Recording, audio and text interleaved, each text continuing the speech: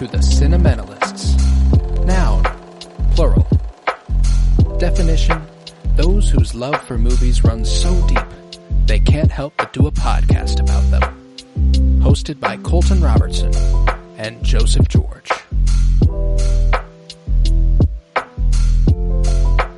Hello everybody and welcome in to the Cinementalists, where today we are discussing part 6 of our top 100 favorite actors of all time. These are the 40s, working our way from the bottom of the list to the top. 49 through 40 in this episode.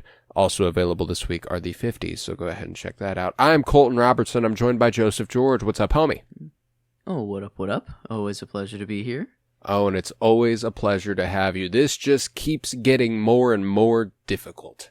Huh? Mm-hmm. We just keep working our way up, and as we get to the top of the list, you kind of go, no, you're already here, but also this is the top 50. We're officially in the top half of the list, and it's getting difficult to narrow in on just exactly the correct spots. I find myself discussing, and as I'm talking about things, I'm like, oh no, I might have to change something later in the episode, and you know, it is what it is, but that just shows how fluid the list is, really.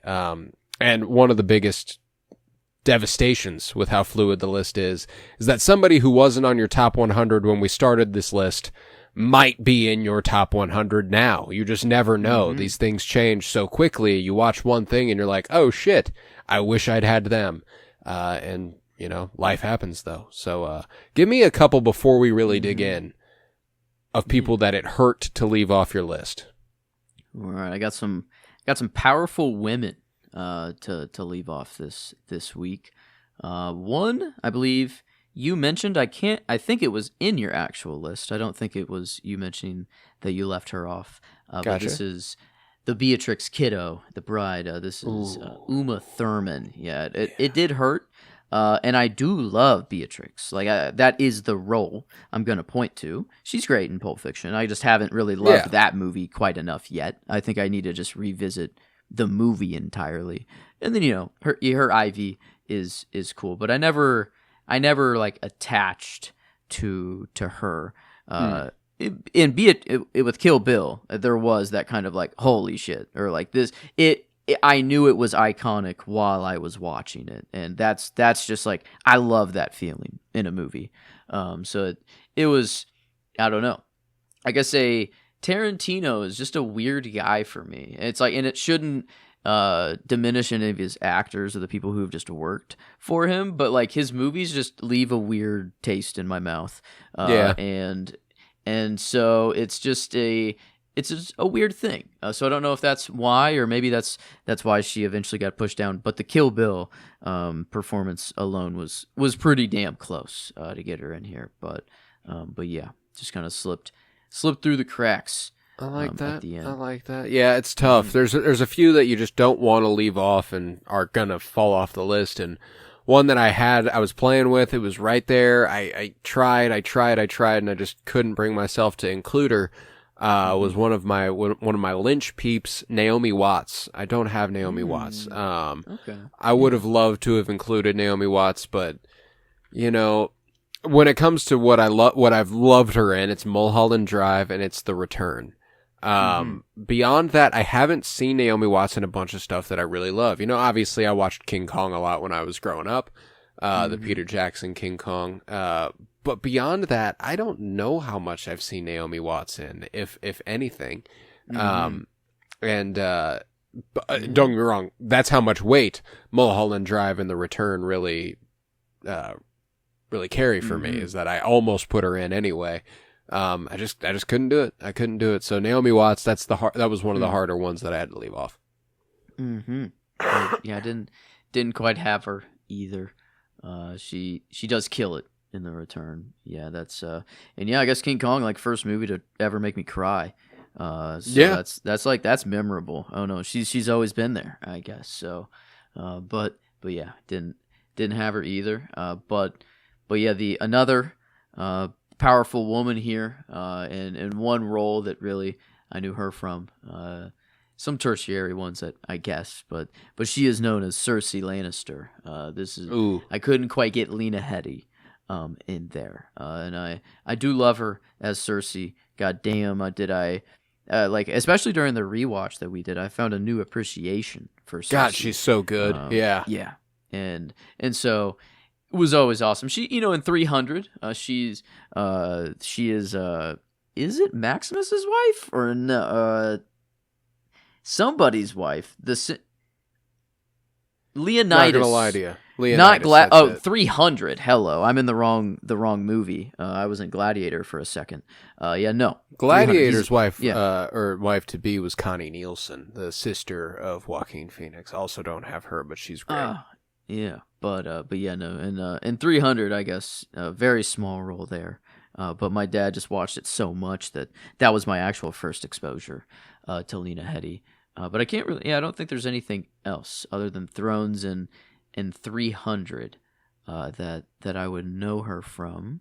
Wow, Whore, just Mom in Whore, 2008, crazy movie title. I mean that's incredible. Yeah, no, but nothing else. I don't think. But yeah, Cersei was pretty dang close. Just kind of in the same boat as Beatrix, I think, where for some reason, I don't know, just slipped through the cracks there. Well, at the end. I'll keep it with the powerhouse ladies, and just since that's the theme here, it seems like for the ones that we've left off, I've got some heavy hitters in this episode for powerhouse ladies, so it feels like a nice way to really seal the episode. The last one that I'll mention is I don't have Michelle Pfeiffer. I really like Michelle Pfeiffer a lot, though. I think back to Age of Innocence with Daniel Day-Lewis and Winona Ryder. Obviously, most recently, she was a part of the MCU in Quantumania. She was very, very prominent. Now Michelle Pfeiffer's got a long career. Batman Returns, she is unbelievable as Catwoman. Tie it back to those Schumacher, Burton 90s Batman films like you did with Uma Thurman there. I've really, really enjoyed Michelle Pfeiffer for a long time throughout my life, but couldn't find a spot for her. So if you want to go ahead and get the list truly popping with your 49, I'm ready for it. All right, let's see. Let me scroll back up here. And yes, okay, someone we have already talked about before. Knew he was going to be on here. I don't know exactly when. I think it might have been last week. But this is where I have Chadwick Boseman, our Black Panther, and 42. That was me and my brother actually watched the shit out of 42. My brother loves a good baseball movie, so I mean that one was kind of always on rotation. But yeah, other than those two was pretty much those are all I had. But Black Panther, I don't know.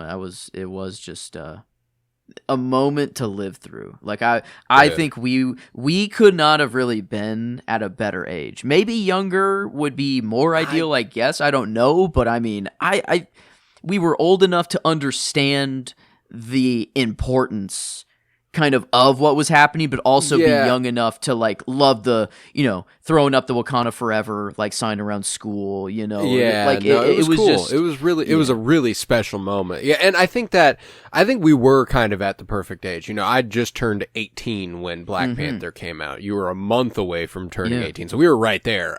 It was February of 2018, as I recall. I think the moment in time is really, really important as well. Like, it came out in 2018, which was, a year. It was basically a year after Donald Trump had assumed the office of president, in January of 2017. Obviously he won the election in November of 2016, but didn't assume office until a couple months later. So a year after that, where, it's generally not hopeful time for people of color, for anybody that had any sense about them.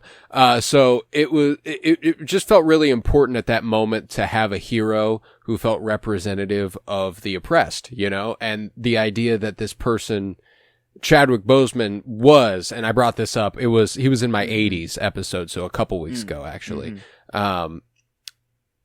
he was the most famous man alive for a little bit there. You know, like Black Panther was an absolute phenomenon, and it kind of got the ball rolling for what has become kind of continuously apparent to studios, and it's almost like they keep relearning the same lesson, which is that if you take a black creative team and black cast and you make a movie about, by, and for black people, it will be a box office success. Black people want to watch movies by and for them. You know, so this was rediscovered last year with Sinners, when that was the highest grossing original movie since Oppenheimer. Since the pandemic, it was the highest grossing original film. You know, non-IP. Like that's, and it's over and over and over. These things are learned and learned again where, Barbie made $1 billion. It turns out girls want to go see movies too. You know, like it's like, oh, holy shit. How have you not realized this sooner? You know, and like that's, and I think Black Panther was kind of a really, really good first stepping stone, because this was $1 billion movie. It was a massive deal, and Chadwick Boseman was no small part of that. He was he was the lifeblood of that franchise, I would argue, and no small task in what they've had to do, what Ryan Coogler has had to do since his passing, as far as continuing that franchise. But yeah, that moment in time was really special. Yeah. And yeah, a weird right around to have to do, an unfortunate one, but like, man, has it almost just immortalized the character even more, and like what the moment was. Like it's a sad reality. Like I wish he would still be here and still in the role, but like, oh my God, it's, you know, there's just an such artist. a double-edged sword there, where it's like, yeah, I'm glad that Chadwick Boseman is now kind of permanently T'Challa for us. Yeah. But there's also this part of me that's like, is that character big enough and representative of enough to have been recast? And, you know, passed on to somebody else and then given a chance to flourish under a new mantle. And I also understand the idea that I don't know what the logistics were. I don't know if it was that like Ryan Coogler and that creative team outright refused a new T'Challa and was like, I'm not going to be able to do it without him, you know, like whatever. I have no idea what the logistics were. And therefore, like, that's why I've always been really back and forth on that idea. Should they have recast him, or should he be immortalized as T'Challa? But there's no doubt that as a result of them not recasting him as of yet, I still don't think that that's a guaranteed thing to stick. Just because of all the multiversal stuff, they could almost certainly do anything they wanted. It has ultimately immortalized him as T'Challa. And, you know, like, I remember the NBA All-Star Weekend in 2018, because that's in February, you know, so like at the end of the month, Chadwick Boseman was courtside at the dunk contest, and Victor Oladipo threw on a Black Panther mask and did a dunk, and then he walked over to him and did the Wakanda Forever salute and stuff, you know, like that's cool. That's really cool shit that I remember very vividly because of the moment, you know, like that's everything that happened at that. I remember I went to college, went down to Mizzou August of 2018, you know, 6 months after the release. And I roomed with my boy Tillman, and who has been a part of the podcast on Geek with me a couple times, if you're interested. But, we had a Black Panther poster on our wall, and he was the classic theater poster of Black Panther that you see in your head when you think of it. So yeah, I mean, Chadwick Boseman's been all over my walls. He's been all over, you know, my first kiss was in a showing of 42 back in 2013. So like my history with this man goes back, you know, I love that guy. So, I'll never forget the night that I read that he'd passed, and just like being like, oh my God. Out of nowhere. Yeah. Oh my God. You never know. And the concept that he'd been fighting the cancer for the entire time he'd been playing T'Challa, basically, like that's crazy, man. Like that's the tried and true hero, like a really, really awesome actor. Yeah. So, but yeah, he's broke the 50 gap, or the I like barrier, that. He's in the top so half. just, I've actually got somebody he starred across from in a movie at 49. his last Oscar nomination came in Ma Rainey's Black Bottom, which is led by Viola Davis, who plays Ma Rainey. That is my 49, Viola Davis. I love Viola Davis, and I'm just, anytime she pops up, I'm like, fuck yeah, like, I'm like, she's the shit, dude. And that's probably my favorite Viola Davis role, is Ma Rainey's Black Bottom. And she does a great job with Coleman Domingo and Chadwick Boseman, and just an incredible cast there. But obviously Amanda Waller, the DC stuff, I can't wait for her Waller series. I look forward to that immensely. And her brief appearances in, Peacemaker and the Suicide Squad and every little DC thing she's had a chance to pop up in has always been cool. We've brought up Prisoners, I don't know how many times, because I've had Hugh Jackman, and we've both had Paul Dano, and I've had Jake Gyllenhaal. So she's also great in Prisoners, where she acts across from Terrence Howard, who is obviously number one on my list. Sorry for the spoilers. Terrence Howard's the GOAT. No, Terrence Howard's not on my list. Yeah, she's great. Everything. The Woman King a couple years back, that was a really, really great Viola Davis role. I mean, she's an EGOT winner, for Christ's sakes. Like, that's a prestigious crowd that's gotten an Emmy, a Grammy, an Oscar, and a Tony. Like, that's not easy, and she's one of them. And she's not nearly old enough to where you would be like, yeah, she's done all that and is, she must be getting near the end. No, she's thriving. She's incredible. So I love me some Viola Davis, and I can't get enough of her. So I've got her at 49 to breach the top 50 here. Nice.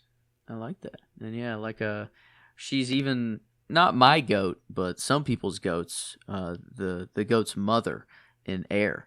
She plays Jordan's not mom, my GOAT. And she killed. She's like, she's the one that gets the deal of. I guess I don't know. I'm assuming this happened in real life, but not dramatized. Oh yeah, it was definitely. It was. I don't know. She played that role perfectly, though. She absolutely did. Yeah, so. I mean, she's been all over the place. Ocean's 11. I remember she was a small part of that. I'm trying to think. I've never seen Fences, which is just a massive blind spot for me. The Denzel Viola Davis picture, actually directed by Denzel. Damn. That movie has always been really, really high on my list, and I just have not gotten around to it. I'm hoping to get around to it before another name on my list. But Widows, Steve McQueen movie from a few years ago. That's, a bunch of badass women. Michelle Rodriguez, Elizabeth Debicki, Cynthia Erivo. That seems like an awesome movie. I've just never seen it. So I'm like, she's only got the opportunity to go up for me on this list. There's no going down for Viola Davis. So 49, love her, have her here. Right. Hell yeah. Well, going on to 48, a guy that I think maybe you mentioned as someone that you left off, possibly. I think he's been brought up. But 48 is where I have Ed Norton, or Edward Norton, I guess, officially. I've got him. On IMDb. But yeah, the good old, like the Wes edition, there. But Fight Club is the main kind of role I've always known him for. Fight Club's been a movie long in the wheelhouse. At one point in time, it probably was my favorite. If I was asked, like, what is your favorite best movie? I think my favorite movie's always been like Star Wars or Tron. But favorite and best, I thought what's Fight actually Club. good. How can it get better than Fight Club? At my younger years. So, but yeah, and just Tyler Durden is just like kind of sick as hell. He's cool, and so growing up, you don't want growing up, you're like, oh, he's actually kind of a piece of shit. But when you're literally like, ha, he's dope. This guy's cool. He wears a cool leather jacket and his hair's all fucking spiky. I like that. He's kind of hot. He's got scars.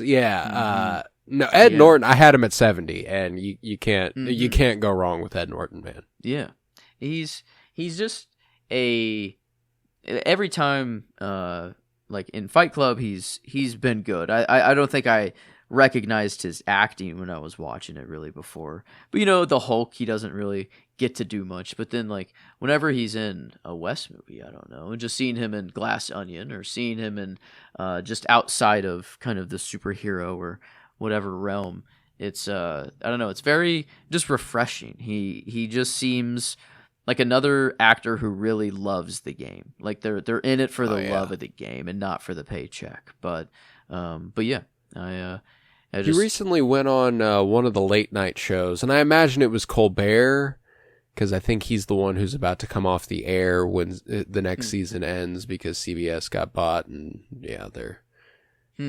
but he went on Colbert and recited a Robert Frost poem, and he did like a dramatic reading of it, and it was like really fucking good. Like one of those things where you're like, God damn, these guys could do anything. You know, I could watch you read a fucking menu, you know, and obviously a Robert Frost poem is not a menu. There's a lot of substance there as is.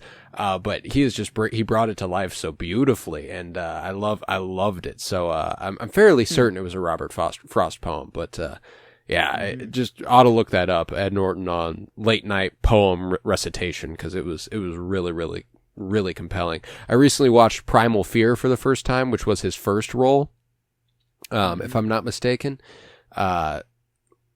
Stars opposite Richard Gere. And he's accused of the murder of a local cardinal in the Catholic Church. And really good. Really good.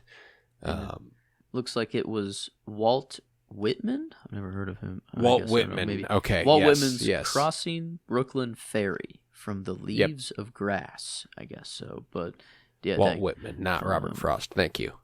It is not upon you alone the dark patches fall. I am with you. That sounds like, just, we know it sucks right now, but we're with you. You know, hey, ultimately it obviously played in a tone that was like, you're not alone. Things are dark right now, but we'll get through it together, sort of thing. And it, like, I'll accept it. I'll take it. You know, I'll take your positivity. I accept this. Ed Norton's the shit. So I love that pick at 48. I've got a little bit more of a recluse at 48, someone who you don't hear a lot out of, and is in even less these days. Very selective with his roles. Only pops up when he really, really wants to, or his son is making his debut feature in 2025. This is where I have Daniel Day-Lewis. He returned from retirement last year to be in his son's directorial debut.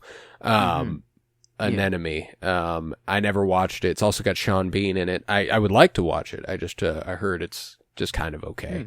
But Daniel Day-Lewis is never just okay. You know, he is an exceedingly good actor. Yeah, I mean, that's I don't know, just obscenely good at it. You know, and there's an argument to be made that perhaps whenever people talk about method acting and whatever, as long as you're not being a fucking asshole and you're not abusing people, I don't care what you do to get into your role. I don't care. If what you have to do to get into your role is act like you are that fucking guy the whole time, sure, do it. But he is so good. And one of the first watches I did recently for him on this list was Lincoln, his Oscar-winning turn as Abraham Lincoln. When he was trying to pass the 13th Amendment to the Constitution, which would effectively free the slaves and end enslavement. Except for we can use slave labor for prisoners. You know, we got to make sure we include that, because that's obviously no way that will be abused later on. Yeah, it's yeah, exactly. But he does an incredible job in that movie, and he does an incredible job in every movie. You know, one of my favorites, if not my favorite, Daniel Day-Lewis movie is Paul Thomas Anderson's Phantom Thread. Gorgeous movie, and it was one of those movies where I've never looked at Daniel Day-Lewis and been like, that's a hot guy, you know, like he's a good looking guy. He's, you know, he's solid enough looking. There's nothing that's like, I wouldn't say he's conventionally attractive, but he's not an ugly guy by any stretch of the imagination. He's a solid looking fellow. And even in that role, I wouldn't call him like hot. It is the performance he is putting on. There is a scene in that movie where I'm like, this guy has the most game I've ever seen anybody have. Like I'm ready to drop my pants for Reynolds Woodcock. Character's name, by the way, Reynolds Woodcock. Wow. Woodcock. Wow. Yeah. That's incredible. Yeah, incredible. And he does an unbelievably good job. But a few of the other favorites, There Will Be Blood, another Paul Thomas Anderson one. And then the other, I think of his Scorsese work, with Gangs of New York, Age of Innocence, one of Scorsese's more underrated ones. But he's still got a few that I've never gotten around to, you know, his Michael Mann collaboration, The Last of the Mohicans. Never saw that. Although I do now own it on DVD. I thought I might get around to it ahead of this. I watched Lincoln instead. You know, In the Name of the Father is always one I've heard of. The Crucible was a big deal. I've read that book. It's got and the movie's got Winona Ryder and Daniel Day-Lewis in it. So can't really go wrong there. But yeah, so I've just really, really enjoyed Daniel Day-Lewis's work. He's a really incredible actor, and I can't say anything new about him that nobody's ever heard before. So I've got Daniel Day-Lewis at 48. Okay. Hell yeah. Well, moving on here, I'm keeping the powerful women theme going here, kind of back to back here, will be. But for 47, I think you already said her. This is where I have Zendaya. Someone who, you know, if you can go by one name, that's just power. That's just a different level of status. But no, like when they got married, Tom Holland just became Tom. Yes, Zendaya he took her last Tom. Name. Yes, it is just you become one. So yeah, and so. In that same logic, did Jay-Z just become Jay? Well, he became Sean, you see, because his name is Sean Carter. Okay. He's just Sean. He's no now. longer Jay-Z. He's dropped the rap name, stage name. Gone. Yeah, no, you're just Sean now, fella. Yeah. Okay. Yeah. But yeah. I had Zendaya at 99, so a little bit of a gap. Okay. Here. Yeah. But I knew she was going to be on here kind of from, I'd say, like, Challengers alone. It kind of, I don't know, made me, like, kind of fall in love with her more than I could for just MJ in Spider-Man. But then, like, Dune, like Chani is, like, I don't know, I'm very, very eager to see what happens next movie. I feel like it's going to be pretty pivotal.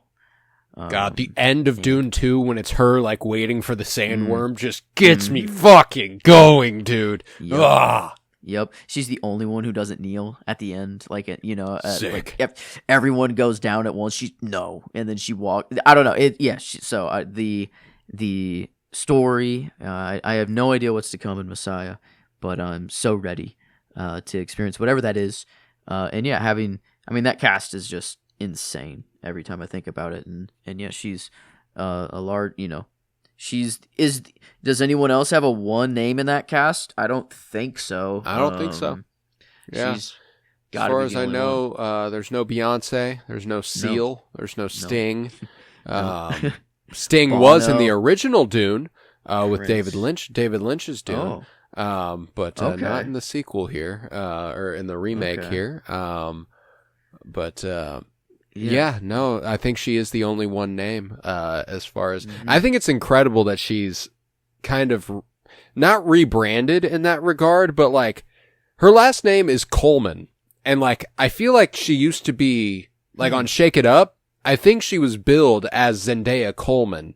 Oh, wow. And then at some point she just became Zendaya, and that was it. Drop the Coleman. It's cleaner. Drop the Coleman. It's cleaner. Yeah. Wow.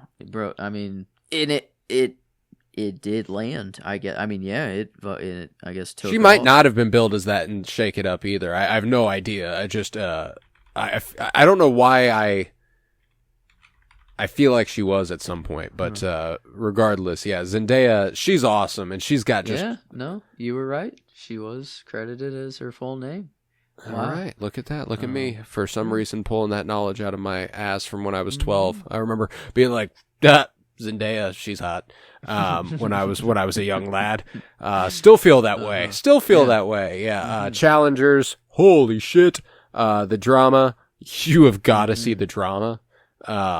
You love both of them. You love Robert Pattinson. Yeah. You love Zendaya. Yeah. There's just no going wrong there. God. And when I tell you, God, to be married or to have an actual relationship with an actor, that world is insane. It's just, I mean, yeah. God. It's got to be. You got to have and I feel like actors being married to actors, it's a little easier. You get to understand each other a little bit more in that regard. Yeah.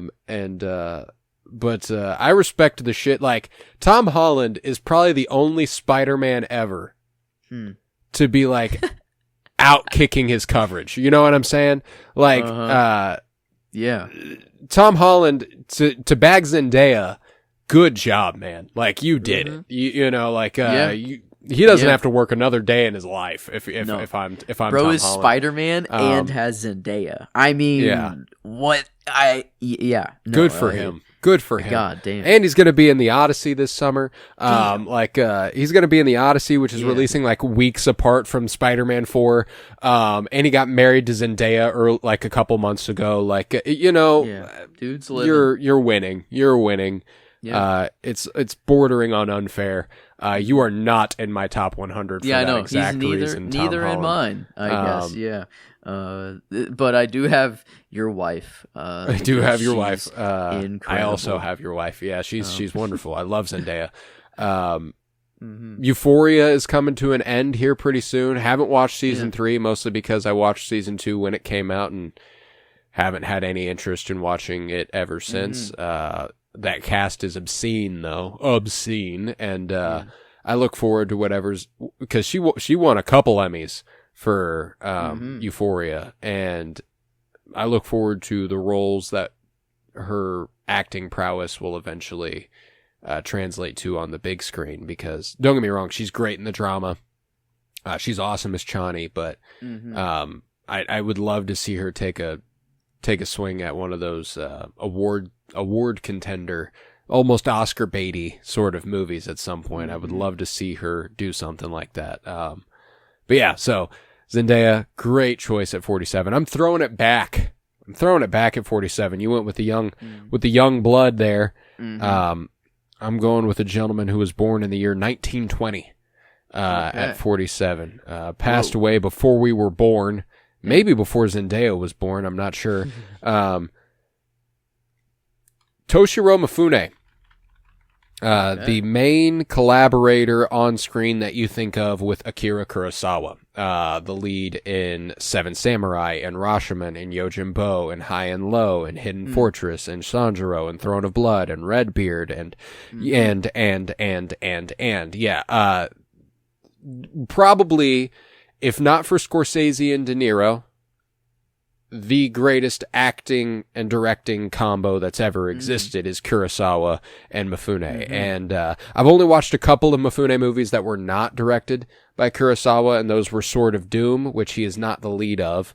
He's just a part of that movie. And I unfortunately don't have the lead of that movie, who is Tatsuya Nakadai, who just passed at November at the end of last year. Incredible actor. Just didn't have the room for him. And then the other movie that I've seen where Toshiro Mifune did lead was Samurai Musashi Miyamoto. Incredible movie, and he has done just unbelievable work. He's obviously awesome as like an action samurai guy. You've seen that in Yojimbo and Seven Samurai and all sorts of stuff. But when he got to do some drama work with Kurosawa was really my favorite shit. My favorite Kurosawa movie, and therein my favorite performance from Mifune, is in High and Low, which got remade last year by Spike Lee and Denzel, another one of those great acting, directing combos, highest to lowest.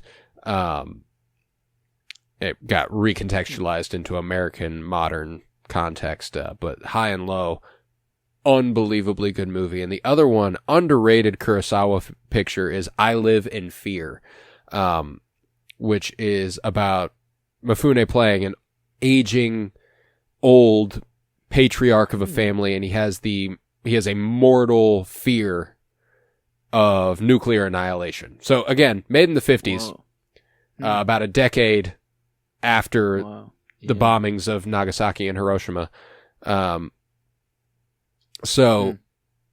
Just really, really heavy work that he has to do there, and he does an unbelievable job. So Toshiro Mifune, I haven't seen nearly enough, and I've already seen a bunch, and I'll never get tired of him. He's also extremely funny whenever he needs to be funny. Like, he's hilarious in Yojimbo and in Seven Samurai.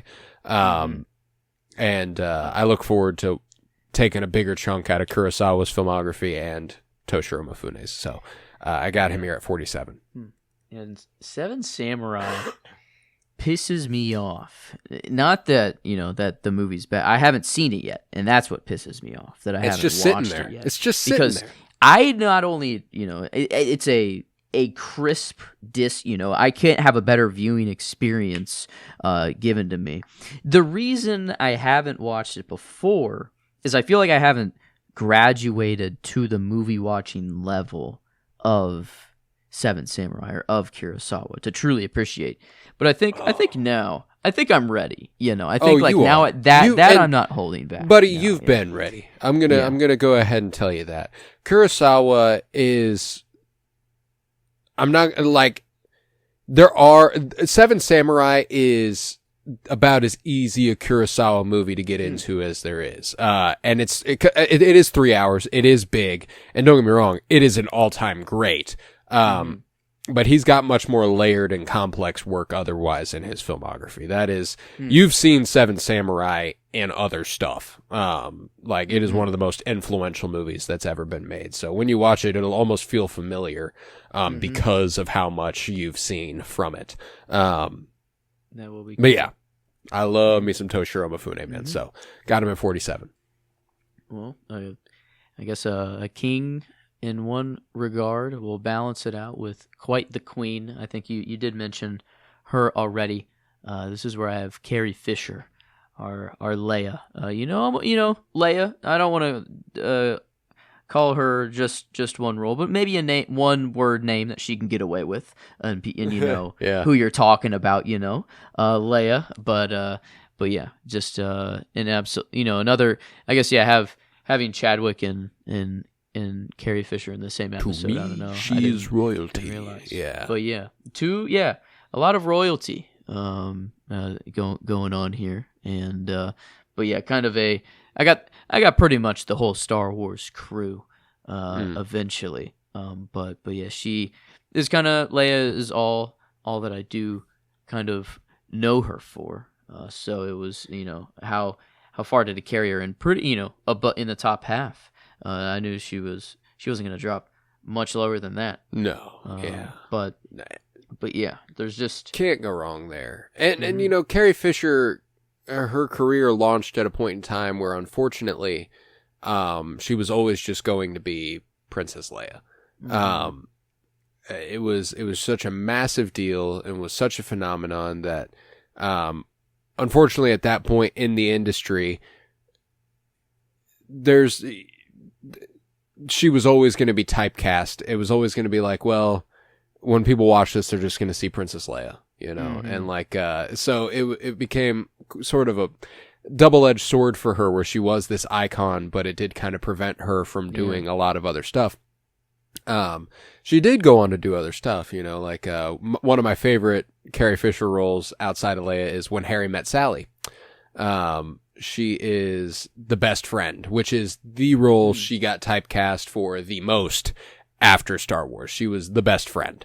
Whoever the leading lady was, she was her best friend. That was kind of the idea of Carrie Fisher's career after that. And, dude, she was such an incredible performer. She was an incredible writer. she reading her biographies and, you know, the Princess Diarist and stuff that she did, where she kind of talks about the struggle she faced based on what we were literally just talking about, being typecast as Leia and only being recognized as Leia, and, you know, kind of removing her from the equation. Like, she became Princess Leia to people. She was no longer Carrie Fisher. Like, that's a tough burden to wear, but then to ultimately kind of try to grapple with it and embrace it eventually. And she was just the shit, man. I love Carrie Fisher. Mm-hmm. Yeah. So, I mean, knew she had to be on here. That was for sure. I guess, I don't know, two, just kind of, yeah, those are the powerful women back to back. So the only two that I do have of the episode. So I guess kind of nice that my two out balanced it out a little bit more. I like it. Yeah, I've got my next one is the second of 5 women in this episode for me. So they'll plenty of heavy hitters here. 46 is where I have Isabella Rossellini, who most recently we have discussed in Blue Velvet. Awesome. Oh, actually, she was in Wild at Heart, so we discussed that more recently. But Lynch collaborator, Lynch lover, for lack of a better term, at one point as well. Isabella Rossellini is enamoring, dude. She is breathtaking. Just watching her do anything is incredible. Like last night, because I was trying to anchor some of these picks a little bit, get a little bit more under my belt, I finally watched a series of short films she did that are available on the Criterion channel that, I mean, I never watched them because I was like, we'll see. They're called Green Porno. Okay.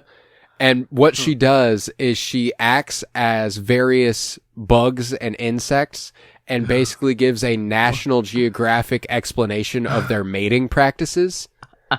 Ooh, that's incredible. Whoever came up with that concept. She did. She directed them. She directed them. She wrote them. Like, it's all her. Oh my God. Wow. Yeah, she's awesome. And these all happened in like 2008 through 2011 or something like that. And there's a bunch of them.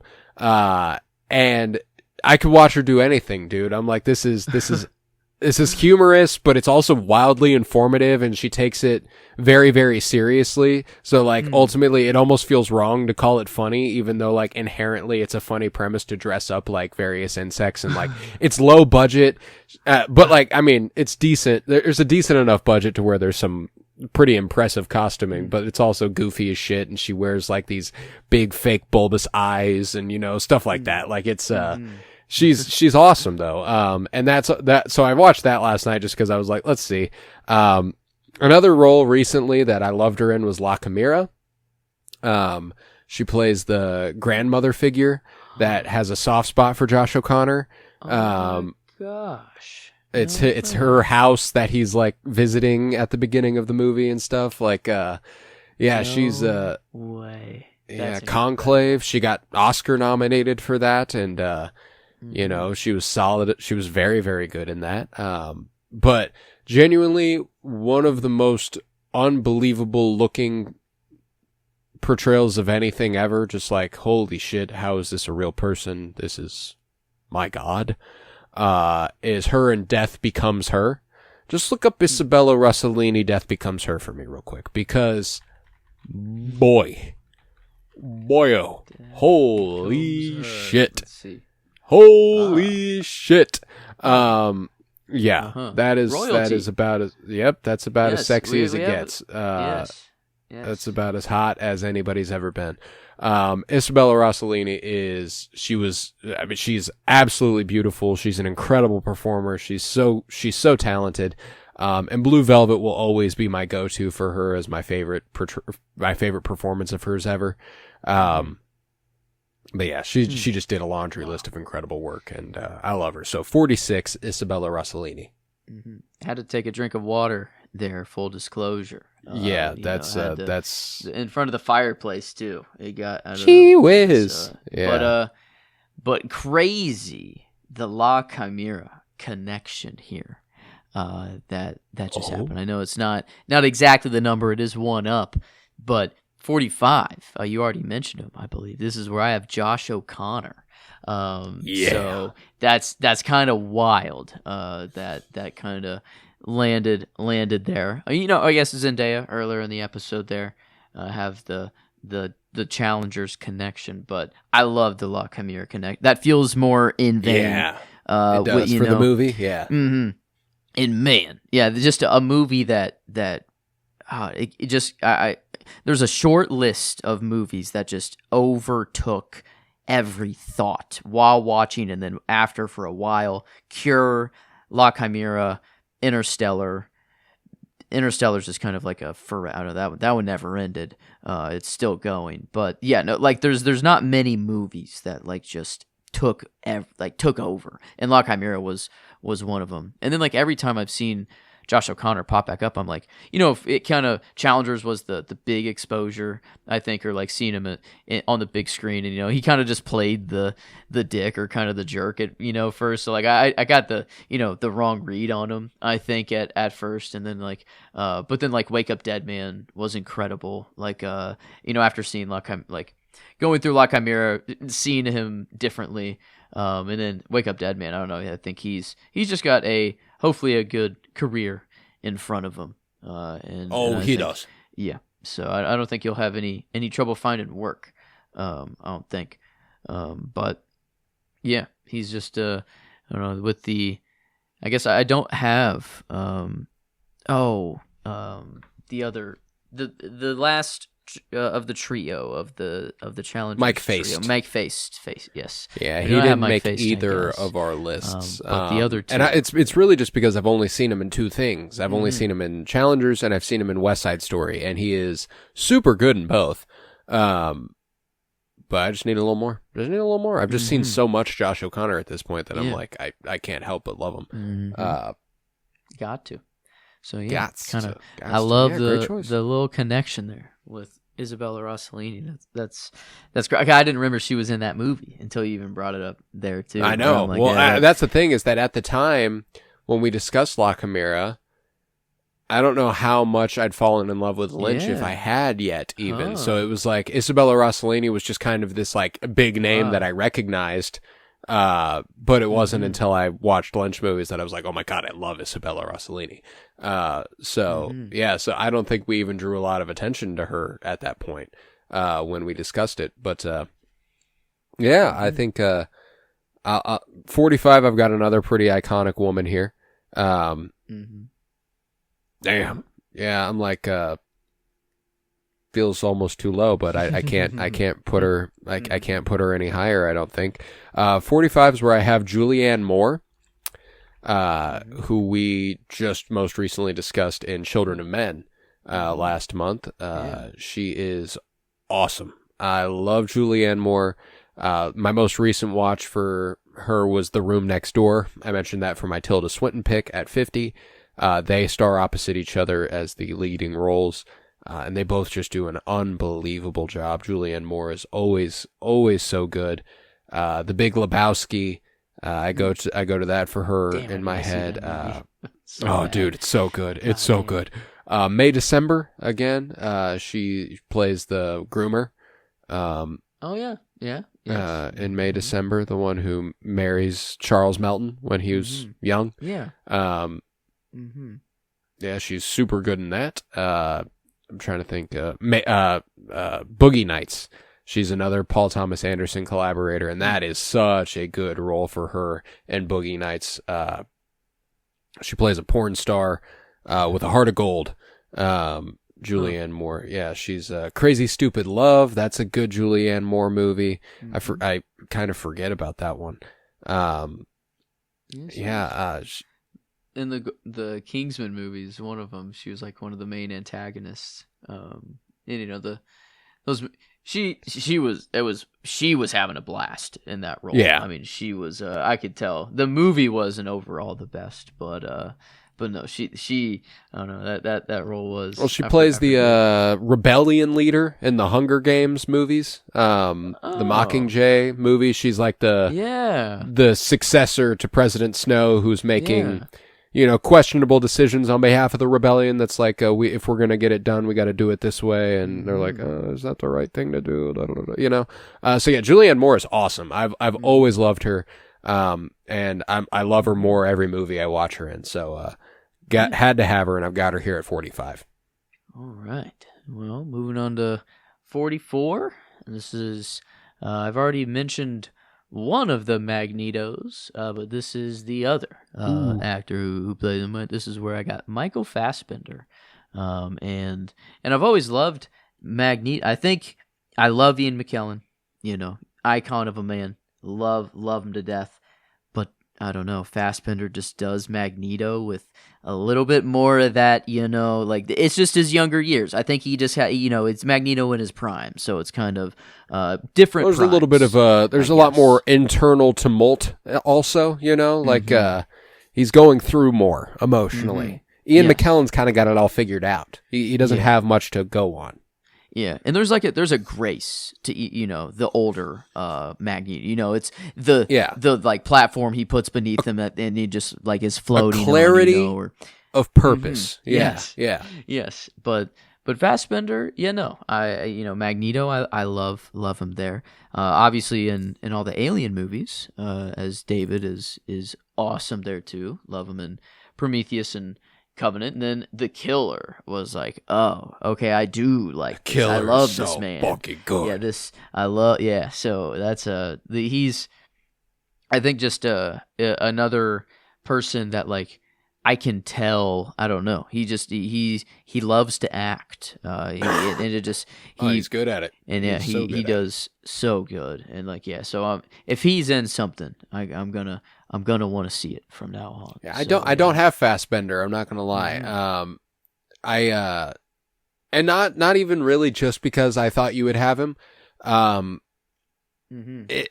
think there's just there's nothing that keeps him off the list strictly. It's just there's so many people that I do love, and ultimately he doesn't quite enter that tier where I'm like, oh my god, you're one of my favorite actors ever. But goddamn, I've liked a lot of the work he's done, and specifically, First Class, Days of Future Past, even him in Apocalypse is really, really solid. I really enjoyed that. Trying to think, The Killer, of course, and maybe Inglourious Bastards. He's really good in Inglourious Bastards. That's another Tarantino one. But yeah, I like me some Fassbender, so I like that pick a lot. And I've got someone. What the? Oh, is he? 3 Stelios. What? Maybe like one of the senators or someone back at what? That in 300? That's weird. Or I don't know. That's just like, I'm not tracking that one. Oh. No, he's just one of the main like Spartan soldiers. Holy shit! What the? He looks so just different with long hair. Oh my god, that's just that'll do it. Wow, that'll do it. That's I'm gonna look him up because I'm trying to think of what other stuff I've seen him in. Prometheus. Duh. Yeah. Like that's the the Alien movies. Oh yeah, had to. Yeah, Kneecap. He was really good in Kneecap. Black Bag was a good movie last year. That he was really, really good in. Okay. Yeah. Okay. Maybe I should have given him a little more thought, but no, yeah, he's really solid. He's getting the flowers. It's I love it. I love it. And again, we're just getting to that point of the list where everyone feels so dangerously low that I feel remiss to like 44. That seems 44. So low for you, but it's where you are. 44 is where I have Jeffrey Wright. Okay, yeah. I love Jeffrey Wright. And him entering the Wes Oeuvre is the biggest. Oh fuck yes, like he is my favorite addition into that sort of classification of the last 5 years, whenever he introduced himself in the French Dispatch and they popped up in Asteroid City, and now he's been in the Phoenician Scheme. I love everything he's doing there, and specifically the French Dispatch is probably my favorite Jeffrey Wright performance ever. whenever he's many times I find myself sharing the day's work with nobody at all, and then it cuts to him just alone. And it's like, oh god damn, he's got a great voice. I mean, his voice is just incredible. Like in every role that he's in, and like he changes it in such little ways every time, but it still holds the. He will be like the Morgan Freeman replacement. Oh, one you know, day, it's sad. yeah. It's like The it's Watcher. sad. He's getting there, but yeah, no, he is our narrator. He is the best you can go to. I feel like for he's for incredible. narration. I'm glad right he's now. got that Oscar nom under his belt now with American Yeah. Fiction. Incredible performance. Mhm. I loved Fuck. that role for him.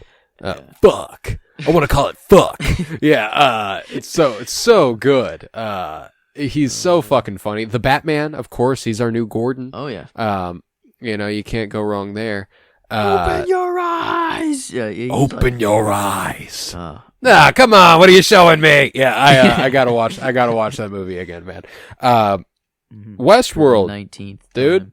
Oh yeah, come on. Westworld, Come dude. on. Bernard, let's go. Yeah. That was my first Jeffrey Wright. You know, that was my like, oh, I like this guy. Mhm. Oh, I like this guy a Yep. lot. And then he just kept popping up and Yep. stuff, and I was like, oh my god, I fucking love this guy. Mhm. Jeffrey Wright is awesome. Basquiat, that's a young Jeffrey Wright, I should say. Where he's playing Jean-Michel Basquiat in a movie from 1996. That's a 30-year-old movie now. Starring with David Bowie and Gary Oldman and Dennis Hopper and Benicio del Toro and just Christopher Walken. Willem Dafoe is in it. It's a great movie, great cast, and he is incredible in it. So Jeffrey Wright, another Hunger Games guy. That's a nice little connection there, back to back. He was in Catching Fire, I believe. I love those movies, and I love Jeffrey Wright, so had to have him. Yeah, and Chapter I do 1. have him. I love his Asteroid City monologue Chapter is 1. also Just so strong. The hand motion, it's the all locking it's in. it's a whole thing. Yes, it's a. All right, chapter 1. He's too good, but yeah, we'll get back to him. Not this week, but he will return eventually. He had to be here. He's too iconic to not. But we'll stick in the Wes vein here. You did have him, I think, last episode actually, or maybe one before. But this is where I have the Wes regular Jason Last episode. Schwartzman. The man. So yeah, he Wes. For me, like a lot of like I knew I had to get all of the regulars in here, and he was one that like was very early on. Like I remember like when I just had the brain dump, he was boom out of like or one like within the top 20, I think for sure, of just like getting people down. So I think my brain just went pretty early to Wes, but then. You know, like top 20 kind of just and like he was one that just kind of was like, oh man, no, I do like this person more. I do like this person more. But I kept trying to raise him as high as I could. I remember, like I kept trying to get him as high as I could. But this is, I don't know. Yeah. 43. It just seems so low. Like, yeah, it's just, I wanted him higher. I'm in the same boat. Mm-hmm. So, but yeah, I mean, top 50, it feels good. Like, you know, this is the top half of the top 100, and the top 100 is already people that I love anyway. So it's like, and this is, yeah, just pure favorites. So I have to just kind of throw all of this random pressure that I'm like putting on this list for some, you know, like it, I do feel like it, like there's like a responsibility. Well, as you to know, not if we just- don't get this exactly right, the universe ends. this is as true. we know I guess, it, you know? it is, you know, we are doing quite the deed, you know, for everyone here. I mean, like, and Yeah, everybody keeping it would be together. fucked without us. Yeah. Loki, we are the Loki holding the strands Yeah, together. we are the loom. You know, we are the loom. We're weaving through this list. And yeah, it's gonna be wild whenever I don't know, they're like the top 10. We get the Avengers Doomsday or Secret Wars, and actually they scrap it and just go with all of these actors instead. They force the recast of all of just the top Exactly. however many See, actors you get we it. got. You understand how important But- the work we're doing is. Yeah. So yeah, that's so it exactly is right. It is crucial. But no, Jason Schwartzman, always tough to say. I feel the Schwartzman, but right after a Jason, it feel like I don't have a lisp. Yeah, the four syllables. Yeah, where you're doing a different inflection. Yeah, there's so many changes in there, but it's like a vocal exercise. It is Jason Schwartzman. Schwartzman. Yeah, I see it. But yeah, I do. Red love leather, the man. yellow leather. Yeah. No, Yellow I'm with you. leather, But I like that. I like that. Wow. Now, yeah, I don't know. I like these vocal warm-ups. Vocal exercises. Yeah. I've got at 43. I've got just one of the. You're speaking to the name itself. One of the great movie star names ever, in my opinion. Like, you were made for your name to be on a marquee here. Okay. 43 is where I have Val Kilmer. Oh, that's a movie star. Yes. You know what I'm saying? That's a fucking movie star. You hear that name and you go, he's got to be in the movies. You know, that's Val Kilmer, baby. I love Val Kilmer. And Willow is always going to be one of my favorites. His role as Mad Mardigan. He is having just a time of his life. He's having so much fun. I love him in that. Tombstone, I'll be your Huckleberry, is absolutely incredible. Heat, fucking awesome. One of my favorite Val Kilmer roles, though, is his role in, I believe, his second movie ever, which is Top Secret. It's kind of it's one of those goofy, spoofy parody films that came in the wake of like Airplane and Naked Gun and all that stuff. Dude, he is so fucking funny in it. And that movie generally is so fucking funny. I don't know if you've ever seen the clip of the entirely underwater bar fight.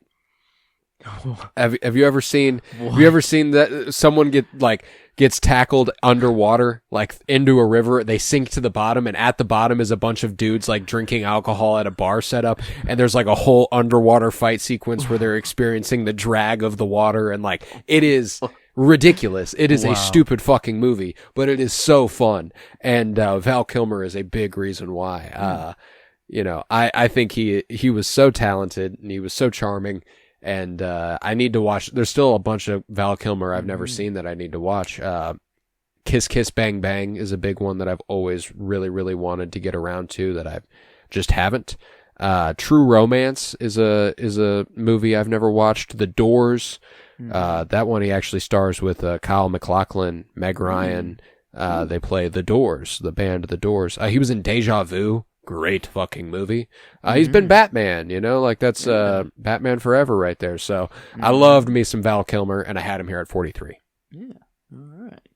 Hell yeah. I guess I had him down at 79. I think that's the Willow love. I don't know. I think you've had a lot more exposure to him. Oh yeah, it helps. It helps. But yeah, he's, I don't know, still feels criminally low. Yeah, for everyone here. But yeah, kind of This is also a name that does feel fit for the screen. I feel like it's maybe more of like a director's chair. I don't know. Actually, is kind of what it seems. But this is where I have Benicio del Toro. I think del Toro. You're going with Guillermo there. Yeah, you got a Guillermo del Toro connection there. I think in Guillermo del Toro that fits a director. You know that actually fits the bill. I think so. I think Benicio, that's an actor. Drop the del Toro. You know, maybe this is where we're arriving at. Yeah, he's the next Zendaya. Yeah, Benicio. We just. I don't know. I think he's earned it. But yeah, I mean, he's. I think was he one that you left out, or was he on your list? I have not brought him up yet. Oh, okay. I thought we did. Oh, we've talked about him. I feel like he's come up. He has come up. Okay. But okay. Yeah. So never mind. But no, and every single one of his roles, he's just. He gets into the I'm thinking like the not the real collector or no that's the collector in Marvel, no, the Star Wars role, not the real code breaker, the code breaker, the one they got, just the little tick he did. Do you think that was written in the script, or do you think he just it wasn't it actually wasn't. That's actually that's Ryan Johnson's been like, Benicio del Toro just started doing that and we liked it a lot, so it's just things like that. Like he just seems that he he gets into it a little bit more than the typical average actor, and I think he has fun with it too. Yeah, dude. Yeah. So I think of whenever he came, like whenever they were talking about, there was one battle after another press, and they were like, he left like the filming schedule for one battle after another, built in a break for him so he could go film Phoenician Scheme. And when he came back from Phoenician Scheme, he basically reshaped one battle after another into the movie that it is. Like, his entire storyline was different when he came back from Phoenician Scheme. He felt energized. He had a lot of ideas, and he was like, this is what we're going to do. Basically, the entire, like, you know, whenever he's like, I got kind of a underground, like a Latino Underground Railroad situation going back at my place. You know, like that whole thing came after he came back from Phoenician Scheme. And that's like one of my favorite parts of the movie and one of the best parts of the movie, and feels like the point of the movie a little bit. So it's kind of like, what the fuck was this movie if the Phoenician Scheme doesn't happen, you know? But I love me some Benicio, man. So yeah, I have not brought him up yet. I will bring him up, but it won't be this week. Yeah. Yeah. I think it might have been, I don't know, Basquiat. I mean, I feel like that movie's I did just mention him. Yeah. I did just mention it's like that. A movie, another one of just a movie that's connected so many people that I feel. Yeah, like I mean David Bowie, Jeffrey Wright, Gary Oldman, all those guys have came up a couple times. So yeah, it's nice to see. Yeah. But 42, I've got someone who just always been a personal favorite of mine. Has a best supporting actress Oscar under her belt as of a few years ago. But just as long as I can remember, I've always loved Regina King. And most recently we saw her in Poetic Justice, which we discussed on Valentine's Day, where she played the drunk best friend. She's really good in that. She was hilarious in Friday and all those comedies in the 90s. But she won the Oscar for If Beale Street Could Talk, playing the mother. And If Beale Street Could Talk, and my God, is she good at it. Like, that is a beautiful performance, and just kind of sealed the deal for her as being one of my favorites ever, because, I mean, I've always loved The Boondocks, and she is Huey and Riley Freeman. She is the two main little boys in that show, which is hilarious. She voiced them. Wow. Wait, the two... Dang. Dear Santa, you a bitch. Yeah, wow, that's Regina King. That's Regina King. Yeah, she God. voiced Huey and Riley Freeman for the entirety of the Boondocks. So I love it. So that's always been like my, oh yeah, I love her for that. But then Watchmen came around, and she's awesome in that. So yeah, I mean, Regina King's the shit, dude. I love everything she does. I'm always going to be interested in it. And she was also a part of that movie Caught Stealing that I brought up recently, with Austin Butler. That was always a good one. She was a small part of Boys in the Hood. She was a badass in The Harder They Fall. She's done a lot of really, really good shit. So I love some Regina King. She's been in a Laura Dern movie called Damaged Care. Never watched that, but I've heard good things. So lots of good stuff under her belt. Love me some Regina King. Have her here at 42. All right. Well, to second to last here. I believe I'm misremembering some people that we brought up. It's hard to now know if someone was just in conversation brought up, or actually for the list, or for the people who just were shot or didn't quite make it. But I think this one was on there, but a while back. Christian Bale is my 41. And yeah, I mean, you know, the Batman I did grow up with. He, other than oh no, Kevin Conroy. No, that sucks. I didn't think of Kevin Conroy. I feel like I don't know if this late in the game, if he'd be on here, but before 100. He might have been in the 90s, yeah. I feel like he would have actually been there. That's really sad. But I guess not to to bring down Christian Bale, I guess. Well, hey, I all of a sudden have 101 people on my list, so if you want to go ahead and add an honorary spot for Kevin Conroy, I'm cool with that. Yeah, 41 and 41. Kevin Conroy. So Kevin Conroy and Christian Bale. The Batman spot. The Batman, yeah. There will be a Batman later on, eventually, that I do like. Well, of course. But that's but no, like growing up, it was those two. It was Kevin Conroy and Christian Bale. I heard Kevin Conroy, and then I just saw Christian Bale. I am the Batman. Knight. Yeah, God, he's so good. So I've always loved him as the Bat. And then, where is he? In The Prestige, I do love. I've had a long love for that movie, and I think he did play a good role there. I do really want to see. Is it The Machinist or I think it's Machinist. Yeah. And just seeing how much weight Adam Driver lost for Silence and seeing what he looked like there, to see what Christian Bale looked like when he lost the most weight he did for a role, it would just, I don't know, it's just like a weird thing to cross, like a weird pairing to go for. But yeah, I've seen the images of him and how just skeleton-esque he looked in there, which is crazy to actually dedicate like that much of a change to your body to a movie, which is just wild. And then Batman Begins is the next year, which like you're going to, I don't know how low he weighed, but like for wherever there, and to be, I've seen the behind the scenes photos. He looks fucking tiny. So yeah. So I mean that's that is like actually risk, like that's not like completely safe, I feel like, which is crazy. It doesn't feel like it. Yeah, and then but that's just for a movie. That's like that. It's dedication. Dedication. That's beautiful. That is beautiful. So I do love Christian Bale. Going all out. But he's not, Ford versus Ferrari. I guess he's good there. Thor: Love and Thunder. I thought he was, he did well. Underutilized, should have been a bigger part of it. Yeah, I agree. Definitely. Gore was dope, and I don't think he got used to his full potential. And I think Christian Bale, I mean, he did everything he could with him. But bring him back. Hilarious multiverse. Press tour. Yeah. Hilarious press tour. By the way, when Christian Bale was like, yeah, it was fun. It was kind of just like always kind of being like, yeah, I mean, whatever, man. Fucking killed me. Yeah. He's super funny.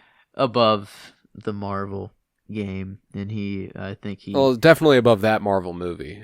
Although I like it, it's fun, it's good, it's cute, but if you're gonna use Gore the God Butcher as a villain, your movie probably shouldn't be cute as like the titular thing that I go to. There's a tonal shift there that I think is important. Yeah, all right. I've got someone at 41 who actually has an interesting tie to Christian Bale, which is that Christian Bale used this actor as inspiration for his performance in American Psycho. Tom Cruise, baby. Tom Cruise.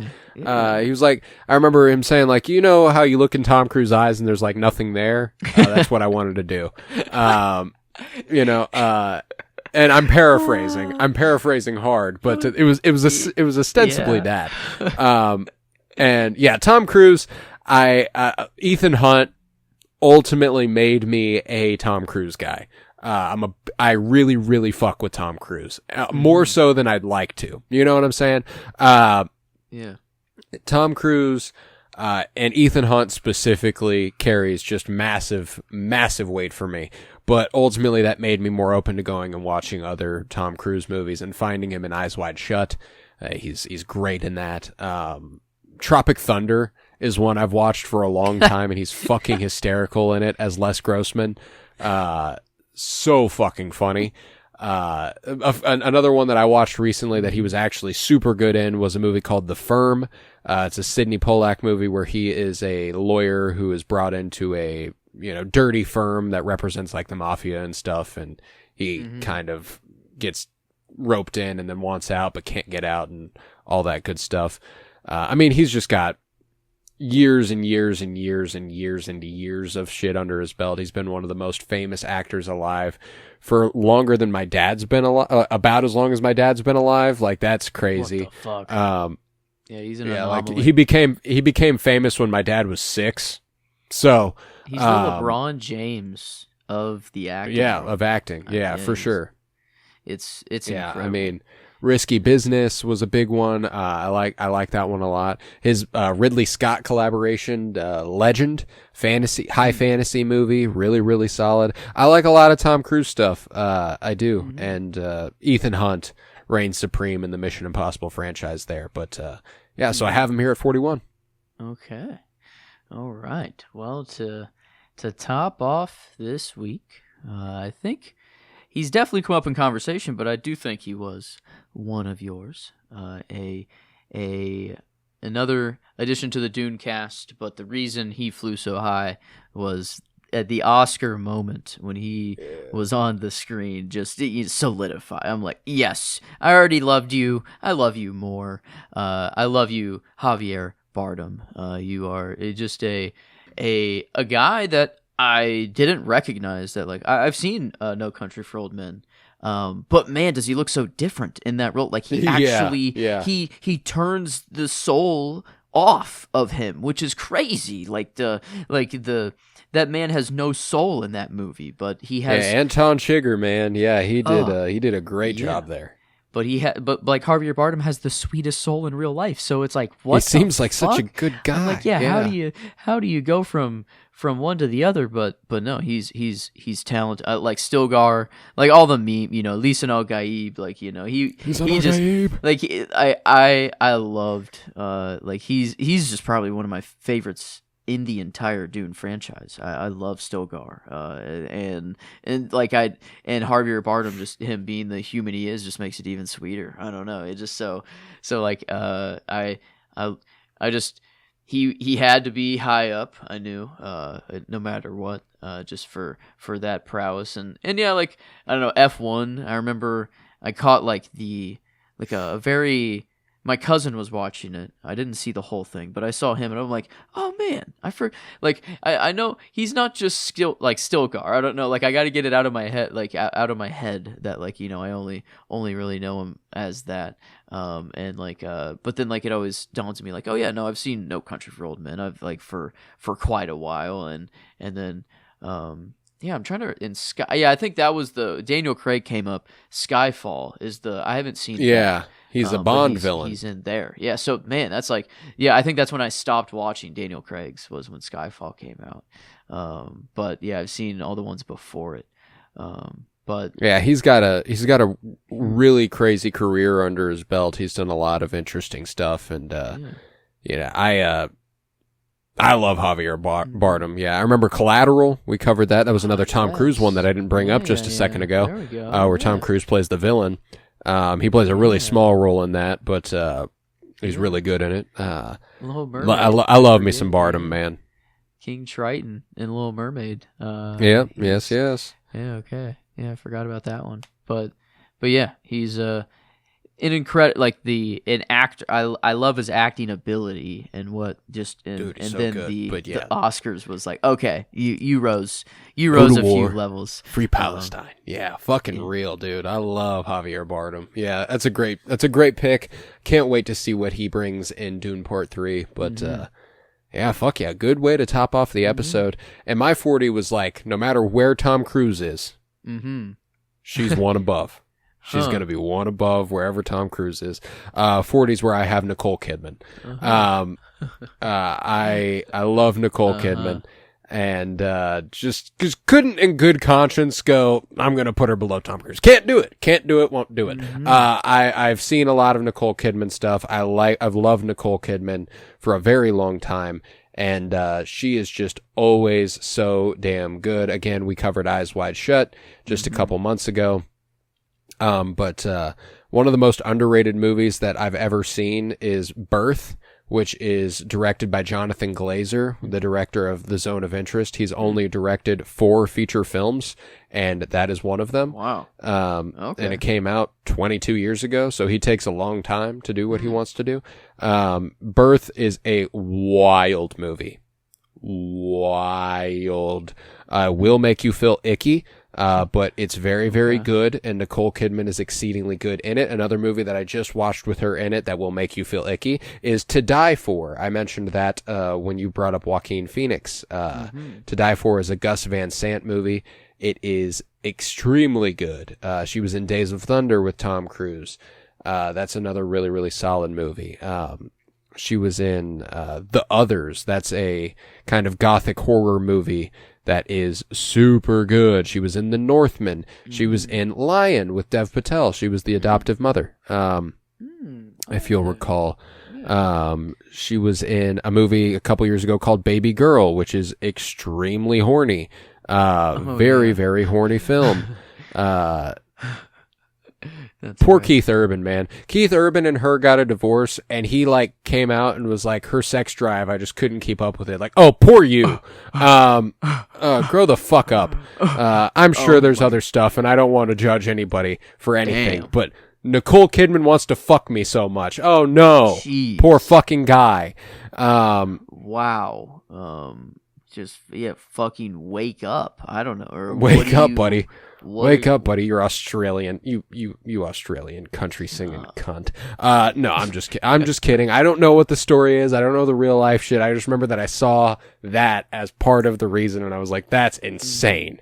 But everybody's got their stuff. But Nicole Kidman, she's awesome. I've always loved her. I remember whenever I was younger and I watched Just Go With It, Jennifer Aniston, Adam Sandler, one of those goofy little comedies, and she plays a hilariously intense Karen, basically. She's so funny, and she does a great job. But Nicole Kidman. Batman Forever. Connect her back to Val Kilmer there, too. Yeah. She's the love interest in Batman Forever. Yeah. So, and she is gobsmacking in Batman Forever. Gorgeous woman.